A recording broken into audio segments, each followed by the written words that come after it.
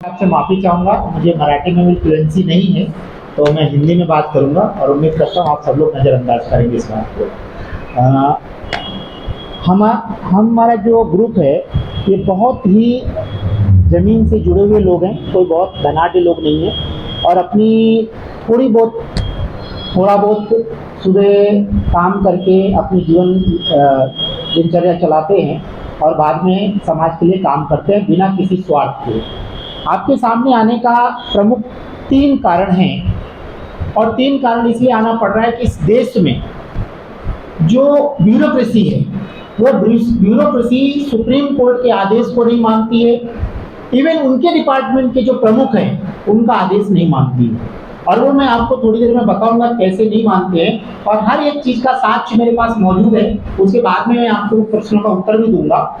सबसे पहला हमारा जो इशू है, घटना है, वो 2016 में, अगर आप लोग को मालूम होगा तो एक वसई रोड रेलवे स्टेशन के वेस्ट में आनंद नगर में गटर गिर गया था, जिसमें 18 लोग जख्मी हुए थे और उसमें हमारे परिवार का या हमारे किसी ग्रुप के किसी सदस्य का कोई व्यक्ति नहीं था।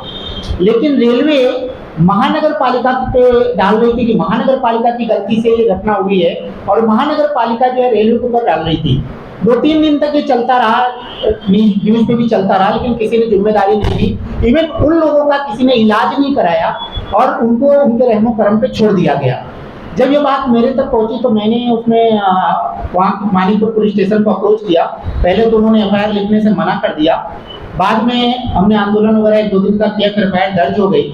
एफआईआर दर्ज होने के बाद सारा जो एविडेंस है, वो एविडेंस है मैटर ऑफ रिकॉर्ड। वो रास्ता किसने बोला, गटर की किसने टेस्टिंग की या नहीं की, या उसको बनाने में कोई करप्शन हुआ या नहीं हुआ, सब मैटर ऑफ रिकॉर्ड है। लेकिन मानिकपुर पुलिस स्टेशन बिना मेरे को बताए हुए उस मैटर में पहले लोगों को अरेस्ट करने जाती है और बाद में जब वहाँ पे पॉलिटिकल प्रेशर आता है तो वो ड्राफ्ट कर देते, ठंडे पत्ते में डालते हैं और मजिस्ट्रेट के यहाँ आवर्ग समरी दाखिल करते हैं। आप लोगों को मालूम होगा आवर्ग समरी क्या होती है और आपकी जानकारी के लिए थोड़ा मैं बता देना चाहता हूँ। आवर्ग समरी मतलब कि क्लू नहीं मिल रहा है, ऐसा उनका मतलब, क्लू नहीं मिल रहा है। जबकि ये मैटर ऑफ रिकॉर्ड है तो हमारे जो तत्कालीन कमिश्नर साहब से श्री सदानंद दाते साहब, तो दाते साहब से मैं मिला, उनको बताया कि इस मैटर में मैंने ये सब किया हुआ है, तो उन्होंने मेरी बात को समझा और तत्कालीन DCP zone 2 mister Sanjay Patil साहब को उन्होंने डायरेक्शन दिया कि इस मैटर में आवर्ग समरी ना फाइल की जाए और जांच जारी रख के चार्जशीट फाइल की जाए। ये उन्होंने डायरेक्शन उनको दिए। इस आशय का letter DCP zone 2 mister Sanjay Patil, आप लोग के साथ मैंने वो लेटर शेयर किया हुआ है, अगर आप चाहें तो मैं पेज नंबर भी बता सकता हूँ। डीसीपी संजय पाटिल साहब ने हमको इन्फॉर्मेशन दी कि हम इस मैटर में आवर्ग समरी नहीं फाइल करेंगे और हम जांच जारी रखेंगे।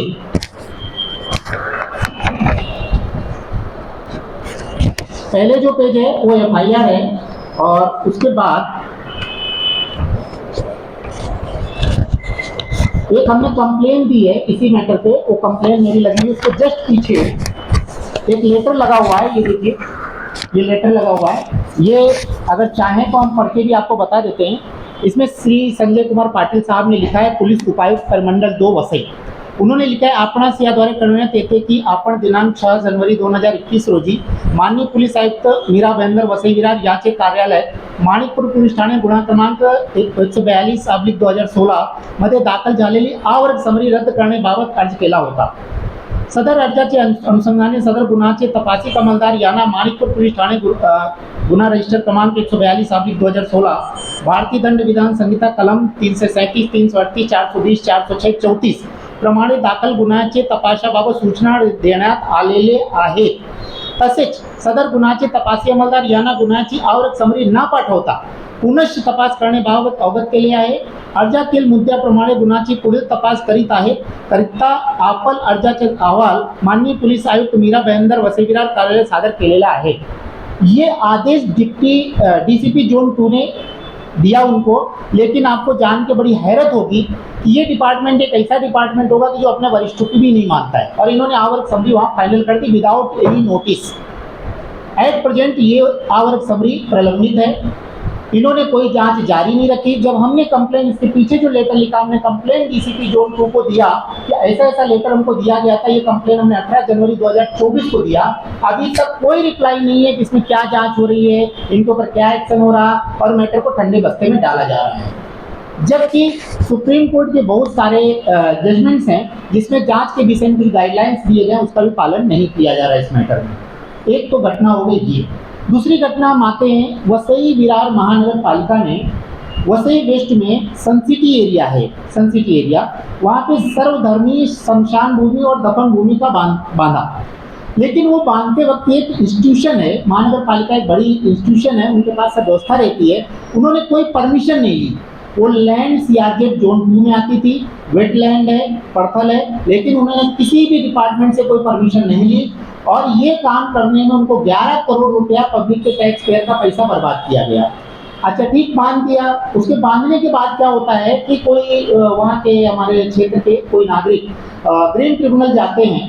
ग्रीन ट्रिब्यूनल में जब वो केस फाइल करते कि बिना परमिशन के बांधी गई है, तो वहाँ पे चाहिए तो इनको ये कि उसको बचाने की कोशिश करते हैं कि सर हमसे ये गलती हो गई, हमको टाइम दे दो, हम इसको रेगुलराइज करा देंगे, हम परमिशन ले लेंगे, क्योंकि ये टैक्स पेयर का पैसा था, किसी अधिकारी का पैसा नहीं था। लेकिन ये सारा काम जो किया गया, वहाँ एक सभापति हैं, उनके बेटे को फायदा पहुंचाने के लिए किया गया। कल्पेश मानकर उनका नाम है, वो नारायण मानकर के बेटे हैं, जो वहाँ सभापति भी रह चुके, महापौर भी रह चुके हैं। अब इन्होंने क्या किया कि जैसे ही ग्रीन ट्रिब्यूनल पुणे ने एक नोटिस इशू की महानगर पालिका के अधिकारियों को कि आप उनको जवाब दो पिटीशन का, तो वहाँ के कोई लीगल व्यक्ति को नहीं भेजा गया, लीगल एडवाइजर को नहीं भेजा गया, ना किसी अधिकारी को। वहाँ कौन जाते हैं? तत्कालीन उप महापौर मिस्टर नाइक, उमेश नाइक नाम है उनका, वो वहाँ जाते हैं। जैसे ही बेंच उनसे सवाल करती है कि आपने बिना परमिशन के कैसे बांधा, तो बोलते सर हम तोड़ देंगे। मतलब सो मोटो स्टेटमेंट देते कि हम तोड़ देंगे। एक होता है कि चलो सर हमसे गलती हो गई, आप हम रेगुलराइज कर दें, हमको 6 महीने टाइम दो, अगर हम नहीं रेगुलराइज करेंगे तब तोड़। तो बचाने की कोई कोशिश नहीं की गई। तो इन्होंने बोला हमने तोड़ दिया, और बेंच ने वही स्टेटमेंट रिकॉर्ड कर दिया कि भाई खुद आके बोल रहे हो महापौर साहब हम तोड़ देंगे, इसलिए डिस्पोज ऑफ। उन्होंने मैटर को डिस्पोज ऑफ कर दिया। उसके बाद क्या होता है कि जैसे ये मैटर डिस्पोज ऑफ होता है, ये तोड़ते नहीं है उसको। जो अब दोबारा जो एक एक्टिविस्ट हैं वो जाते हैं, एग्जीक्यूशन पिटीशन फाइल करते हैं कि इन्होंने अंडरटेकिंग दिया था लेकिन ये तोड़ नहीं रहे इसको। तो उन्होंने तुरंत क्या किया कि नोटिस इशू कर दिया तत्कालीन कमिश्नर श्री सतीश लोखंडे जी को कि आप आके रिप्लाई दो आके कि जब आपने अंडरटेकिंग दी तो आप क्यों नहीं तोड़ रहे। तो इन्होंने जाने से पहले उसको तोड़ डाला। सवाल ये पैदा होता है कि क्या ये उनकी व्यक्तिगत मालमत्ता था? 11 करोड़ रुपए जो खर्चा किया गया टैक्स पेयर का पैसा था, और ये जो कॉन्ट्रैक्ट दिया गया एक एक्सपायर्ड कॉन्ट्रैक्ट लाइसेंस पे दिया गया, डमी नाम पे, जो कि मलाड का रहने वाला है, जो और कुछ कॉन्ट्रैक्ट उसमें कुछ करने वाला नहीं था। ये कॉन्ट्रैक्ट जो है ना बेनामी रूप से जो महापौर जी के बेटे थे उन्होंने किया। अगर इनके मैंने जब उनको बोला कि आप इनके बैंक अकाउंट का पैसे किसकी सिक्योर से EMI किस होते हैं उनका अर्नेस्ट मनी किसने जमा की थी, तो वो जांच करना बंद। इवन आपको जान के बहुत होगी। फिर हम लोगों ने जब देखा कि प्रशासन कोई काम नहीं कर रहा है तो हम लोग ने आंदोलन किया। आंदोलन करने के बाद तत्कालीन IPS ऑफिसर जो SP पालघर थे, अभी हमारे यहाँ कमिश्नरेट है, पहले पालघर SP थे, गौरव सिंह जो कि IPS ऑफिसर हैं, उन्होंने एक रिपोर्ट लिखी है। उस रिपोर्ट में आपको हम बता रहे, आपको रिपोर्ट की कापी दी है हमने, ये आपका एनेक्सर भी है, आप अगर खोलेंगे, ज़्यादा पूरी पढ़ने की ज़रूरत नहीं है, लास्ट 2 पैरा आप इसकी पढ़िए, लास्ट पेज पे। उसमें वो मानते हैं, मैं आपको सुनाता हूँ, या मेरे अनिल जी बढ़िया प्रोनाउंस करेंगे मराठी को। शेवटचं 2 पढ़ता है। 7 नंबर, सदर दफनभूमीचे कामाची वर्क ऑर्डर मंजूर करण्यापूर्वी तत्कालीन महानगरपालिका सचिव व तत्कालीन स्थायी समिती सभापती तसेच तत्कालीन शहर अभियंता B.M. माचेवाड यांनी सदर जागेची भूमी अभिलेख वसे यांच्याकडून हद निश्चित करून घेणे, माती भरावाची पूर्ण परवानगी घेऊन रॉयल्टी रक्कम भरणे, पर्यावरण विभागाची, महसूल विभागाची तसेच भूमी अभिलेख कार्यालय यांच्याकडून NOC घेणे आवश्यक होते। परंतु वरील बाबींकडे तत्कालीन शहर अभियंता B.M. माचेवाड, महानगरपालिका सचिव व तत्कालीन स्थायी समिती सभापती यांनी दुर्लक्ष करून निष्काळजीपणा केलेला आहे। परिणामी सदर कामामध्ये तत्कालीन शहर अभियंता BM माचेवाड, महानगरपालिका सचिव व तत्कालीन स्थायी समिती सभापती वसई विरार शहर महानगरपालिका यांच्याकडून प्रशासकीय कामात निष्काळजीपणा झाल्यामुळे सदर कामामध्ये अनियमितता येऊन माननीय हरित लवाद पुणे यांच्या आदेशाप्रमाणे सदर दफनभूमीचे निष्कासन झाल्यामुळे सदर कंपाऊंड निष्कासित करण्यात आल्याने वसई विरार शहर महानगरपालिका हद्दीत राहणाऱ्या कर भरणाऱ्या जनतेच्या पैशाचा अपव्यय झाला असल्याचे निदर्शनास येत आहे. तर सदरची बाब ही खाते अंतर्गत प्रशासकीय स्वरूपाची असल्याने नगरविकास मंत्रालयातर्फे सखोल चौकशी होऊन कारवाई होण्यासाठी सदरचे प्रकरण आपल्याकडे वर्ग करण्यात येत असून आपल्या विभागाकडून योग्य ती कारवाई होण्यास विनंती आहे. ये रिपोर्ट आने के बाद आप लोग को सबको मालूम होगा कि सीआरपीसी सेक्शन 154 क्या बोलता है. वो कहता है कि यदि किसी अपराध कानूनी केवल अपने अपराध की दखल पात्र अपराध की सूचना अगर पुलिस को मिलती है तो पुलिस की पहली ड्यूटी है कि वो FIR दर्ज करे. लेकिन यहाँ पे IPS महोदय अपनी रिपोर्ट देते हैं लेकिन FIR दर्ज करने से इनकार कर देते हैं. हम लोग ने फिर और आंदोलन को आगे बढ़ाया तो 7 अगस्त 2019 को हमारा ये स्टेटमेंट रिकॉर्ड कर दिया गया. कॉपी उसमें लगी हुई है, आप उसके आगे ये कॉपी. उसमें उन्होंने स्टेटमेंट रिकॉर्ड करने के बाद ड्राफ्ट स्टेटमेंट हम लोग को दिया पढ़ने के लिए. जब हमने बोला इसको हमको साइन करके दे दीजिए तो साइन करने से मना कर दिया और आगे FIR लिखने से भी मना कर दिया.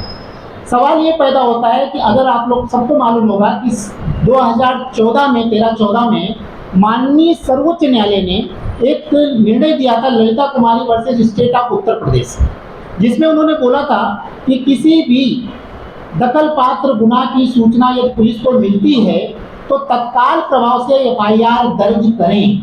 और इसमें उन्होंने गाइडलाइंस दिया था, कुछ गाइडलाइंस इशू की थी. वो गाइडलाइंस इनको पर बंधन कारक है लेकिन ये वो गाइडलाइंस मानने को तैयार नहीं है.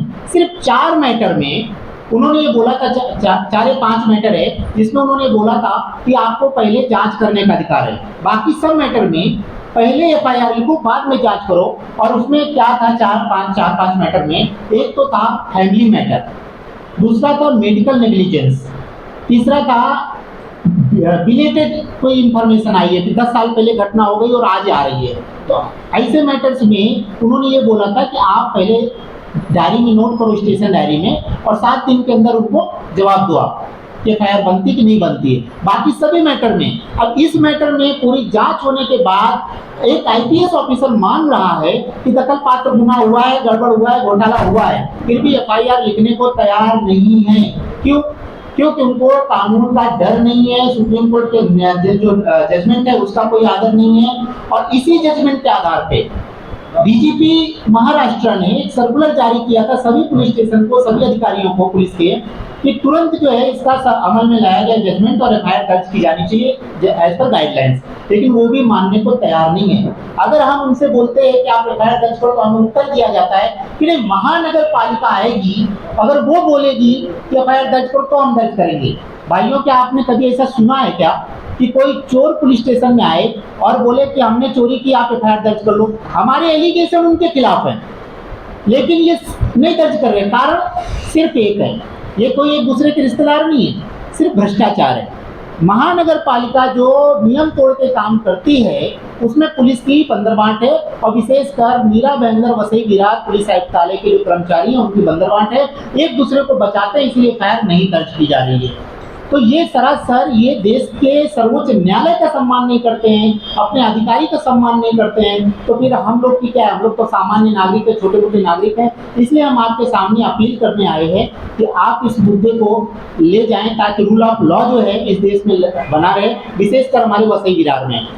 तीसरा पॉइंट आपके सामने हम रखना चाहते हैं और हम आपको बता दें, इस संदर्भ में अर्बन मिनिस्ट्री ने एक और हमने आपको लेटर दिया है, एनेक्जर डी है, उसमें अवर सचिव निकिता पांडे मैडम ने कोकण विभागीय आयुक्त को इस मैटर में जांच करने को लिखा है और 30 दिन का उनको टाइम दिया. लेकिन आपको जान के बड़ा हैरत होगा कि अब तक कोई जांच नहीं हुई है. और हमने यहाँ रिप्रेजेंटेशन दिया कि जब कभी जांच की जाए तो हमारा पक्ष भी सुना जाना चाहिए.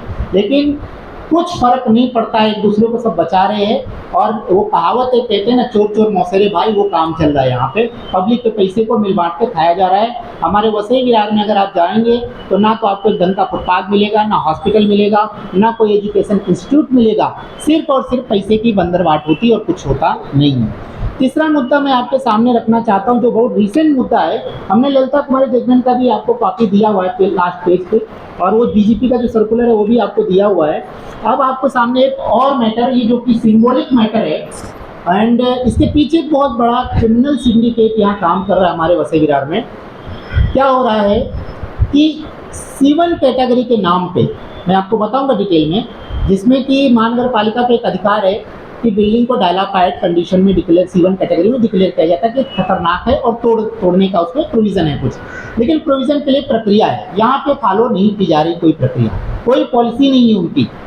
सीधा आपको नोटिस किसी को देते हैं, किसी को नहीं देते हैं। आपकी बिल्डिंग C1 हो गई, अचानक से आके तोड़ के चले जाते हैं। ऐसी ही एक घटना हमारे वसई वेस्ट में एक new Veena cooperative housing society building है, लीगल बिल्डिंग है, and approximate 28 to 30 years old होगी बिल्डिंग। वहाँ पे करीब 12-14 फ्लैट हैं और 4-5 दुकानें हैं।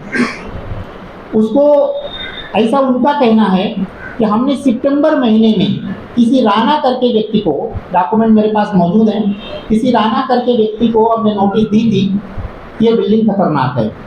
आपको जान के बहुत आश्चर्य होगा कि उस बिल्डिंग में राणा करके कोई व्यक्ति नहीं है, एक चीज़।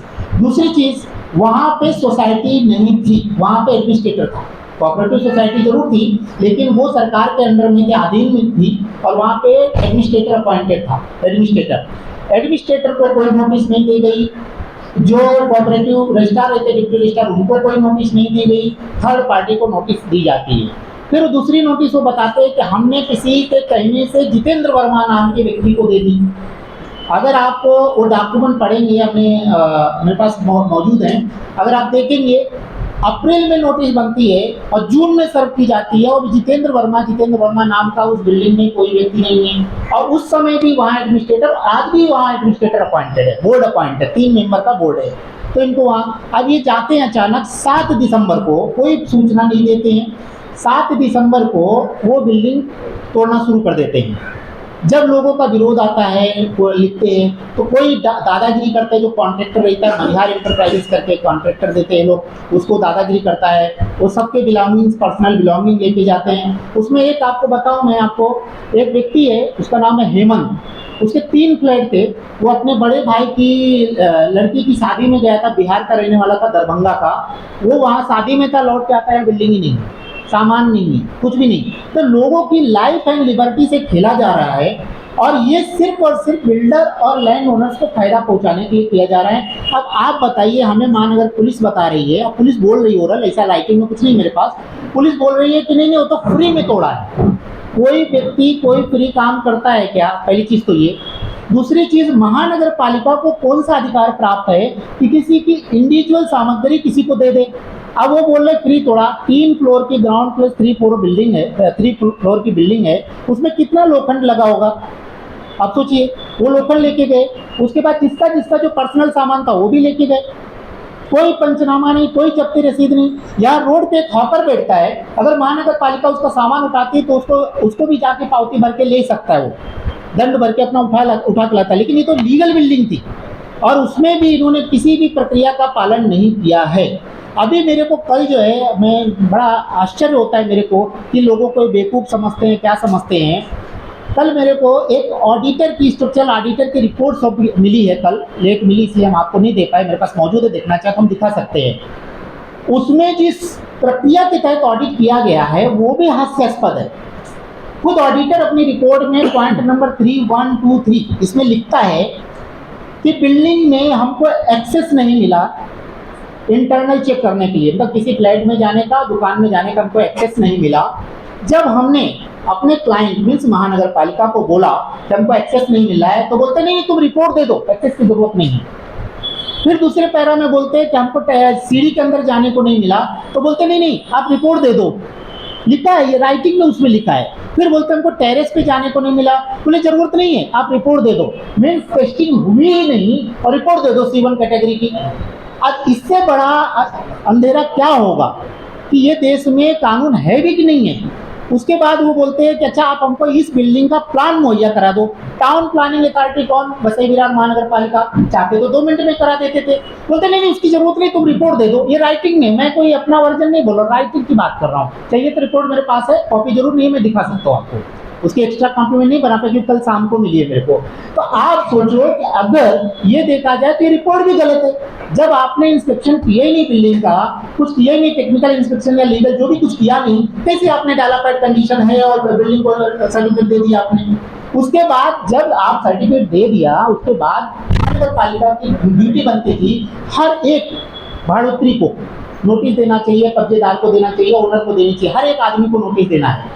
नोटिस देने के बाद अगर वो नहीं खाली करते थे तो उनको चाहिए था पुलिस का बल या कलेक्टर का पावर यूज करके वो खाली करा सकते, और जब बिल्डिंग खाली होती तब उनको डिमोलिशन के लिए आगे जाना चाहिए था। यहाँ बिल्डिंग खाली नहीं है, नोटिस किसी को दिया नहीं है और पूरी बिल्डिंग साफ, करोड़ों रुपए का उसमें सरिया निकला, वो लेके गए, पर्सनल सामान निकला लेके गए। जब ये बात हमने बोली कि पंचनामा आपने ड्रा नहीं किया, पोजीशन पंचनामा ड्रा नहीं किया, तो बोलते नहीं हमने किया है, कापी नहीं देंगे, किया है तो किया है, तो गया कहाँ? जब ये पुलिस को बात बोली जा रही है FIR लिखने की, भाई हमारा पंचनामा बनाएंगे, रसीद बनाएंगी, तो ये चोरी नहीं तो क्या है? हमको जबरदस्ती हमारे पोजीशन से निकाला गया, लोगों को, फ्लैट ओनर्स को या जो कब्जेदार थे उनको निकाला गया, तो ये डिस्पोजिशन नहीं है तो क्या है? और अगर वो कॉन्ट्रैक्टर, और ये सब ऑडियो रिकॉर्डिंग भी पुलिस को दी गई है, जो कॉन्ट्रैक्टर वहाँ धमकी दे रहे हैं कि हम सामान लेके जाएंगे। अब आप हमें बताइए, आप हमारी मदद कीजिए कि जो सामान्य नागरिक है उसको कैसे राहत मिले। ये इसलिए जरूरी है, आप लोग को इसमें साथ देना इसलिए जरूरी बनता है कि ये हमारे यहाँ खाली इस बिल्डिंग में नहीं हुआ, ये तो मुद्दा हमने अब उठाया है। हमारे यहाँ एरिया है चुलना, एक चुलना विलेज है और वसई विरार में, अगर किसी को मालूम हो, वहाँ पे बहुत सारी पुरानी चाल है, पगड़ी सिस्टम। लोगों को क्या होता है, अगर वो कोर्ट में जा रहे हैं तो वहाँ 17 साल 15 साल 18 साल कोर्ट की पोजीशन, आपको मालूम है इतना टाइम लगता है। ये लोग क्या करते हैं, कोर्ट में नहीं जाना है, महानगर पालिका को करोड़ 2 करोड़ दिया, वो पुलिस को मैनेज करते हैं और इसी C1 कैटेगरी का एक वो बता दिया जाता है बिल्डिंग खतरनाक, को तोड़ दिया और उनको रोड पे छोड़ दिया। ना इनके पास उनके मतलब रिहायत की कोई क्या बोलते प्रोविजन है कि उनको कहीं रहने को दिया जाए, उनको रोड पे छोड़ दिया जाता है। तो ये लड़ाई उन लोगों के लिए है जो लड़ नहीं सकते हैं। हम लोग उन लोग के लिए लड़े, हमारा कोई राजनीतिक व्यू नहीं, ना हम लोग किसी राजनीतिक पार्टी से जुड़े, ना फ्यूचर में कोई, ना हम अपना बड़ा बड़ा कटआउट लगाते हैं। कभी आप वसई विरार आपके मित्र रहते होंगे, पूछ लेना, कभी हमारा एक कटआउट आपको पोस्टर या फोटो नहीं मिलेगी। हमारा सिर्फ और सिर्फ है, हम इतना चाहते हैं कि इस देश में कानून का राज स्टेब्लिश हो, हमारे सुप्रीम कोर्ट के आदेश को पालन किया जाए। जो उनके विभाग प्रमुख खाली पब्लिक को आईवास करने के लिए सर्कुलर निकालते हैं कि ये करो वो करो, उसका सही रूप से जमीन के पालन किया जाए, ये हमारी आकांक्षा है। चौथी बात पे मैं आपके सामने आना चाहता हूँ, हम लोग 54 दिन से वहाँ आंदोलन कर रहे हैं, आज 55th डे है। हमने वहाँ पे मंडप बांधने की परमिशन मांगी कि हमको मंडप दे दिया जाए, क्योंकि हम खुले में बैठ रहे हैं, गटर पे बैठ रहे हैं। इसी जगह पे हमने बहुत पहले आंदोलन किए, हमको परमिशन मिली हुई है, किसी प्रकार की कोई रिपोर्ट नहीं मांगी जाती थी, सिंपल परमिशन मिलती थी, क्योंकि वो अलग इशू थे। क्योंकि ये लड़ाई हम महानगर पालिका और पुलिस के अधिकारियों के खिलाफ लड़ रहे हैं, तो आप बिलीव नहीं करेंगे कि हमको परमिशन नहीं दी जा रही है। 2019 में इसी जगह आंदोलन करते हुए ऊपर से किसी ने स्काई वॉक है वहाँ से बॉटल मारा था, हमारे पीछे परदेसी जी बैठे हुए, देखो तिलक लगाए आपके पीछे बैठे हैं, उनको सर पे बॉटल लगी थी, FIR दर्ज हुई थी उसी जगह पे। अभी हम मांग रहे हैं तो हमको नहीं दी जा रही है। महानगर पालिका बोले पुलिस को हमने भेजा है कुछ माहिती के लिए, उन्होंने हमको रिप्लाई नहीं दिया। 3 रिमाइंडर, आज 54-55 दिन हो गए, अब तक हमको परमिशन नहीं दी जा रही। इसी जगह पे 26 जनवरी को हमने बोला हम देशभक्ति गाना बजाना चाहते, तो मध्यम सुर में, हमारे एप्लीकेशन में भी ये वर्ड लिखा है, इसी जगह पे सबको और दी जाती परमिशन, हमको नहीं दी जा रही, क्योंकि हमसे रिवेंज लिया जा रहा है। और आपको हमारे आंदोलन को दबाने के लिए इसके अलावा भी 18 दिन जब हम बैठ गए तब हमको आदेश आता है कि आपकी परवानगी रद्द की जाती है, जबकि ये मेरा संवैधानिक अधिकार है। आर्टिकल 19 जो कॉन्स्टिट्यूशन ऑफ इंडिया है वो हमको हमारी बात रखने का, हमें विरोध करने का अधिकार देता है, लेकिन वो बोलते हैं नहीं, महाराष्ट्र पुलिस एक्ट जो है वो सुपरसीड करता है इंडियन कॉन्स्टिट्यूशन पे। आप बताइए कितनी हंसी की बात है। कुल मिला के ये हो गया, ये पुलिस स्टेट बन गया है, पुलिस स्टेट। अगर आप लोग अभी भी हमारे समर्थन या आम आदमी के समर्थन में नहीं आए तो वो दिन दूर नहीं है जब हम अपनी आवाज़ भी नहीं बोल पाएंगे, प्रेस कॉन्फ्रेंस भी नहीं कर पाए, हो सकता है ऐसा भी आ जा सकता है।